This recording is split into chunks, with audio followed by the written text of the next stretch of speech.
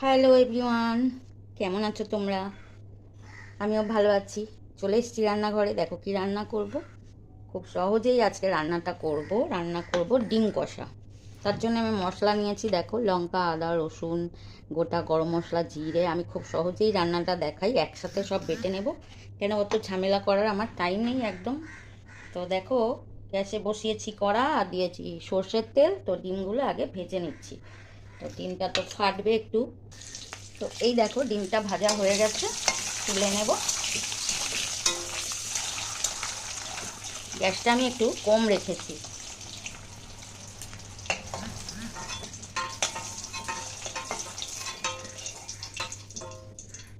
তো এর মধ্যে দিয়ে দেবো অল্প পেঁয়াজ কুচি,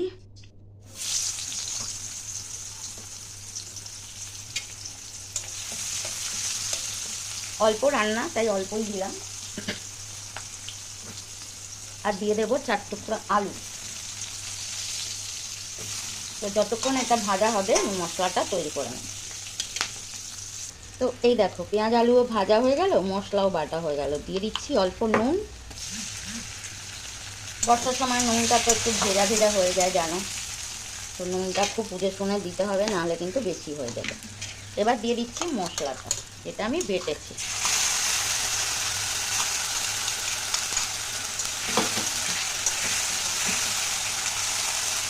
আর দেবো একটু হলুদ।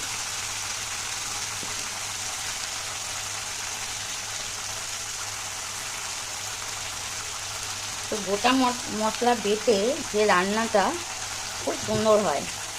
গোটা গরম মশলা, জিরে, লঙ্কা সবই আমি গোটা ইউজ করি বেশি। খুব কম আমি একটু রাখি গুঁড়ো, কখনো যদি লাগে বা তাড়াহুড়ো থাকে তখন। না হলে আমি কিন্তু বেটেই রান্নাটা করি। তো মিক্সির বলটা ধুয়ে একটু জল দিয়ে দিলাম। এবার একটু কষিয়ে নেব ভালো করে।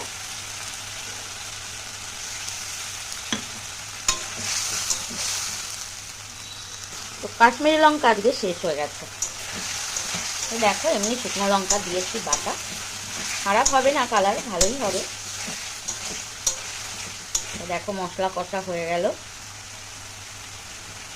দিয়ে দেবো ডিমগুলো।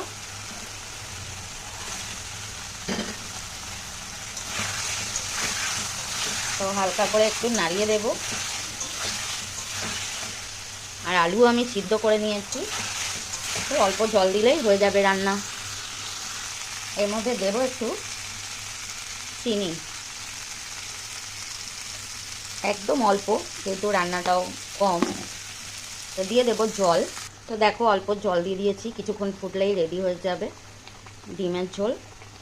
তো আজকে খুব বেশি ঝোল করব না, তাই অল্পই জল দিয়েছি। তো ভিডিও যদি ভালো লাগে লাইক করো, শেয়ার করো, সাবস্ক্রাইব করো নতুন ভিডিও পাওয়ার জন্য। তো এই দেখো আলু একদম সিদ্ধই হয়ে গেছে। তো এবার আমি নামিয়ে নিই। দেখো কেমন হয়েছে। আর দুজনের জন্য তো এইটুকু যথেষ্ট।